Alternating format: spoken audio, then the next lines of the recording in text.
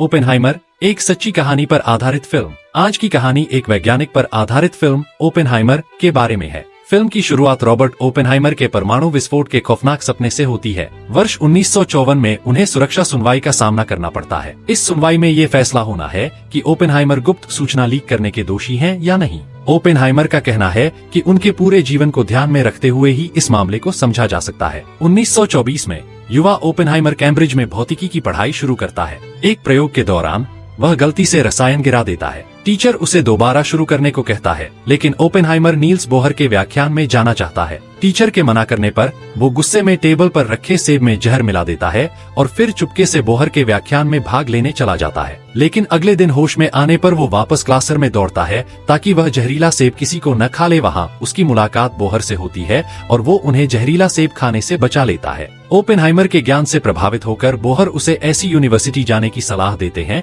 जो उसकी प्रतिभा को निखारने में मदद कर सके। ओपेनहाइमर गोटिंगेन यूनिवर्सिटी में दाखिला ले लेता है और वहाँ क्वांटम फिजिक्स की गहराई में जाता है। कहानी अब 1959 में सीनेट की एक बैठक में कूदती है, जहाँ लुईस स्ट्रॉस को वाणिज्य सचिव के पद के लिए विचार किया जा रहा है। स्ट्रॉस से ओपेनहाइमर के बारे में सवाल किया जाता है और वो उनके प्रति नकारात्मक रवैया व्यक्त करता है। वो ओपेनहाइमर को कम्युनिस्ट गुट से जुड़ा हुआ बताता है। साथ ही उनका ओपेनहाइमर से व्यक्तिगत द्वेष भी है जो 1947 से चला आ रहा है। 1947 में पहली बार उनकी मुलाकात हुई थी जब अमेरिकी परमाणु ऊर्जा आयोग के प्रमुख के रूप में स्ट्रॉस ने प्रिंसटन यूनिवर्सिटी में रॉबर्ट को एक पद की पेशकश की थी, लेकिन ओपेनहाइमर ने मना कर दिया था। झील के पास अल्बर्ट आइंस्टीन को देखकर रॉबर्ट उनके पास जाता है और स्ट्रॉस के प्रति उनका रवैया थोड़ा अहंकारी सा लगता है। आइंस्टीन और ओपेनहाइमर थोड़ी बातचीत करते हैं और फिर आइंस्टीन स्ट्रॉस को कोई भाव दिए बिना चले जाते हैं।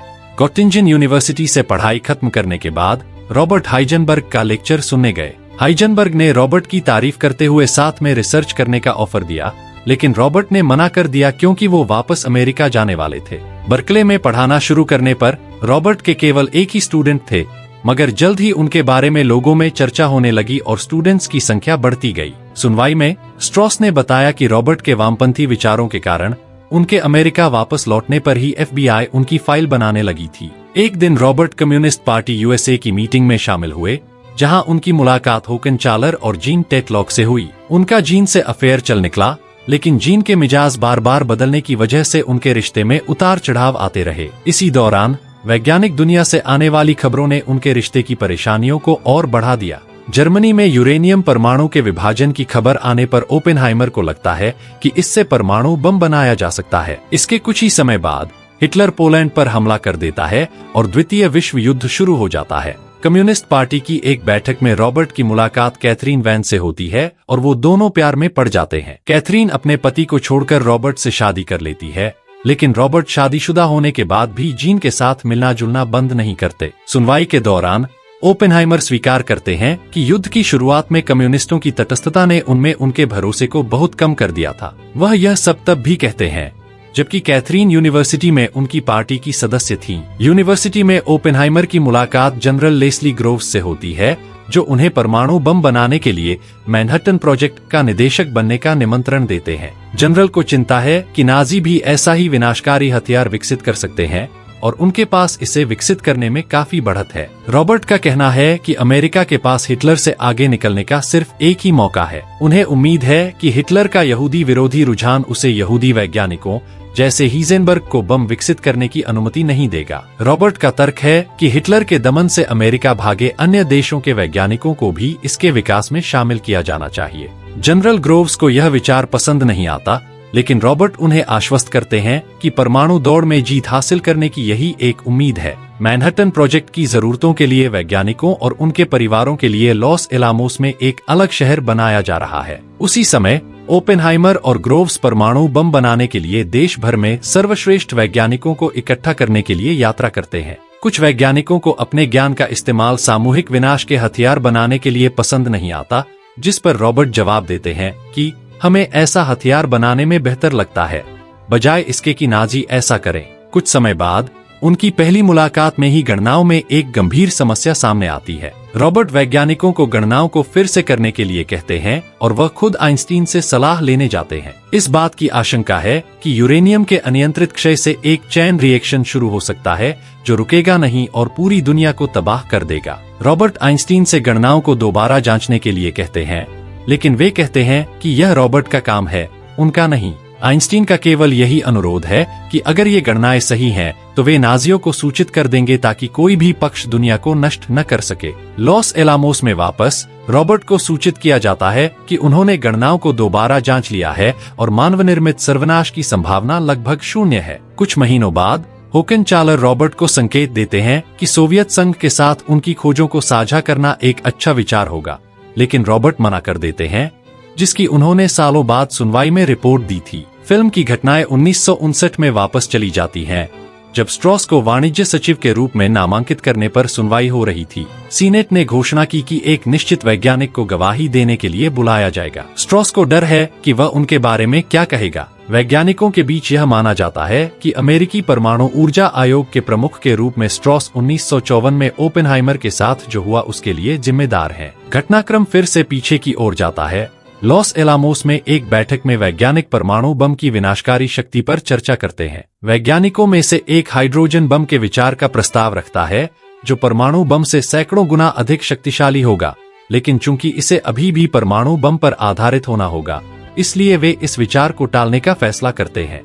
एक और फ्लैश फॉरवर्ड 1949 में परमाणु ऊर्जा आयोग को सोवियत संघ द्वारा किए गए पहले परमाणु बम परीक्षणों पर चर्चा करते हुए दिखाता है। ओपेनहाइमर परमाणु हथियारों को नियंत्रित करने के लिए सोवियत संघ के साथ बातचीत शुरू करने का प्रस्ताव रखता है, लेकिन स्ट्रॉस सोवियत संघ पर बढ़त हासिल करने के लिए हाइड्रोजन बम बनाने का प्रस्ताव रखता है। 1943 में वापस जनरल ग्रोव्स रॉबर्ट के पास आते हैं और मैनहट्टन प्रोजेक्ट की एक अलग शाखा में दूसरे वैज्ञानिक के साथ यात्रा करने के लिए उन्हें फटकार लगाते हैं। वे मांग करते हैं कि गोपनीयता प्रोटोकॉल का पालन किया जाए और प्रत्येक कर्मचारी को केवल वही पता हो जिस पर वे काम कर रहे हैं। हालांकि सुनवाई में जनरल सुरक्षा प्रोटोकॉल के बार बार उल्लंघन के बावजूद इस बात पर अपना दृढ़ विश्वास व्यक्त करते हैं कि ओपेनहाइमर ने सोवियत संघ को जानकारी नहीं दी। ओपेनहाइमर के जीन के साथ संबंधों पर भी सवाल उठाया जाता है और फ्लैशबैक में दिखाया जाता है कि उन्होंने उनका रिश्ता जारी रखा था। वह कैथरीन के सामने इस रिश्ते को कबूल करते हैं, जो कमरे में मौजूद होती हैं, और वह चली जाती हैं। अगले गवाह कर्नल बोरिस पॉश को बुलाया जाता है, जो मैनहट्टन प्रोजेक्ट की गोपनीयता के लिए जिम्मेदार थे।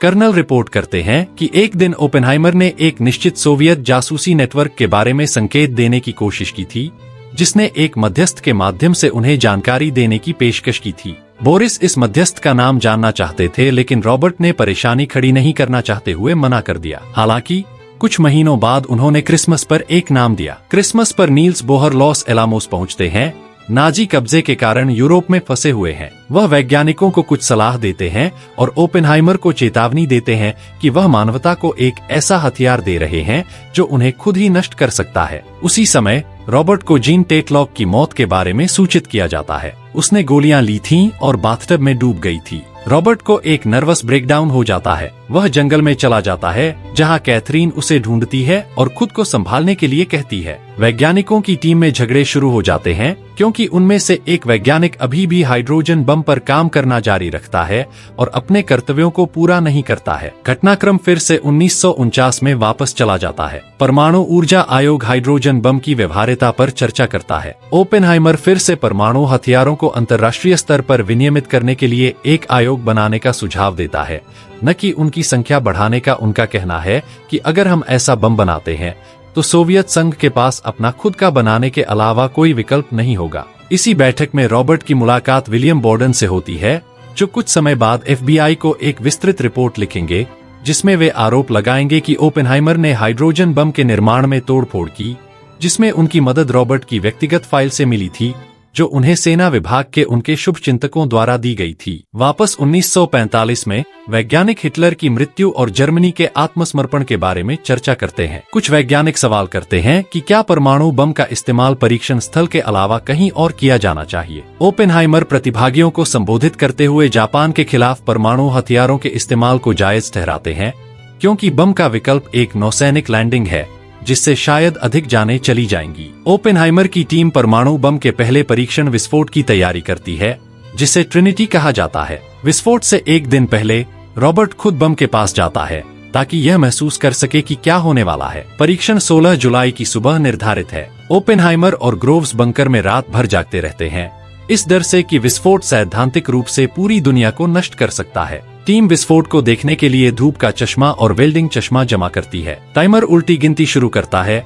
अंतिम सेकंड तनाव बढ़ाते हैं। एक अंधाधुंध चमकदार रोशनी अंधेरे आकाश को चीरती है, रात को दिन में बदल देती है। परीक्षण सफल होता है और उत्साहित भीड़ ओपेनहाइमर को बधाई देती है। जल्द ही वैज्ञानिक 2 और बम बनाते हैं और उन्हें सेना को भेज देते हैं। रॉबर्ट को ऐसे शक्तिशाली हथियार का मनुष्यों के खिलाफ इस्तेमाल करने के बारे में नैतिक दुविधा से पीड़ा होने लगती है। राष्ट्रपति ट्रूमैन का हिरोशिमा और नागासाकी पर परमाणु बमबारी के बारे में भाषण रेडियो पर प्रसारित किया जाता है। हर कोई खुश है क्योंकि युद्ध जल्द ही खत्म हो जाएगा, लेकिन ओपेनहाइमर पीड़ितों के कारण अपराध बोध से ग्रस्त होने लगता है। वह टीम को एक तीखा भाषण देता है, लेकिन साथ ही वह कल्पना करता है कि बम कैसे सभी को जलाकर राख कर देगा। रॉबर्ट एक वैश्विक विज्ञान स्टार बन जाता है। उनकी तस्वीर टाइम के कवर पर छपी है और उन्हें राष्ट्रपति ट्रूमैन के साथ स्वागत समारोह में जाने पर राष्ट्रपति ट्रूमैन शुरुआत में उन्हें बम विकसित करने के लिए बधाई देते हैं, लेकिन जब ओपेनहाइमर कहते हैं कि उनके हाथों खून लगा है तो ट्रूमैन उन्हें रुमाल देते हैं और कहते हैं कि इसे पोंछ लें। फिर उन्हें बाहर निकाल देते हैं और उन्हें रोना रोने वाला बच्चा कहते हैं। सालों बाद सुनवाई में यह पता चलता है कि युद्ध के बाद ओपेनहाइमर ने अमेरिकी परमाणु क्षमता को नियंत्रित करने के लिए अपने सभी प्रयास किए। इससे स्ट्रॉस के साथ हितों का टकराव होता है, जो अपने संबंधों का इस्तेमाल रॉबर्ट के प्रियजनों को दबाने के लिए करता है। यह स्पष्ट हो जाता है कि स्ट्रॉस ने ही बोर्डन को ओपेनहाइमर की फाइल लीक की थी और ओपेनहाइमर की प्रतिष्ठा को नष्ट करने के प्रयास में उनके मामले पर एक बंद सुनवाई की व्यवस्था की थी। रॉबर्ट से पूछा जाता है कि परमाणु हथियारों को विकसित करने के बारे में उनके विचार कब बदले। वह जवाब देता है कि यह तब हुआ जब उन्हें एहसास हुआ कि युद्ध के अंत में अमेरिका किसी भी हथियार का इस्तेमाल करेगा। सुनवाई के अंत में आयोग रॉबर्ट ओपेनहाइमर को संयुक्त राज्य अमेरिका के प्रति वफादार के रूप में मान्यता देता है, लेकिन उनकी सुरक्षा मंजूरी छीन ली जाती है और उनका राजनीतिक प्रभाव खत्म हो जाता है। घटनाक्रम 1959 में स्थानांतरित हो जाते हैं, जब पूर्व तकनीशियन डेविड हिल ओपेनहाइमर के खिलाफ स्ट्रॉस के कार्यों के कारण अधिकांश वैज्ञानिकों की ओर से उनकी गवाही देते हैं। वैज्ञानिक रिपोर्ट करते हैं कि स्ट्रॉस ने ऐसा देश की सुरक्षा के लिए चिंता से नहीं बल्कि व्यक्तिगत शिकायतों के कारण किया था, जिसमें एक अन्य सुनवाई के दौरान एक क्षण भी शामिल था जब ओपेनहाइमर ने स्ट्रॉस के विचारों को सैंडविच से ज्यादा उपयोगी नहीं बताया था। स्ट्रॉस को मंत्री पद के नामांकन से वंचित कर दिया गया है और अस्वीकृत लोगों में से एक युवा सीनेटर जॉन एफ कैनेडी भी हैं। फिल्म की घटनाएं एक आखिरी बार 1947 में आइंस्टीन के साथ झील के किनारे उस बातचीत पर वापस जाती हैं। अल्बर्ट रॉबर्ट को बताते हैं कि एक दिन जब उन्होंने आपको पर्याप्त दंडित कर दिया होगा तो वे आपको व्हाइट हाउस में आमंत्रित करेंगे और आपको एक पुरस्कार देंगे, लेकिन यह आपके लिए नहीं होगा, यह उनके लिए होगा।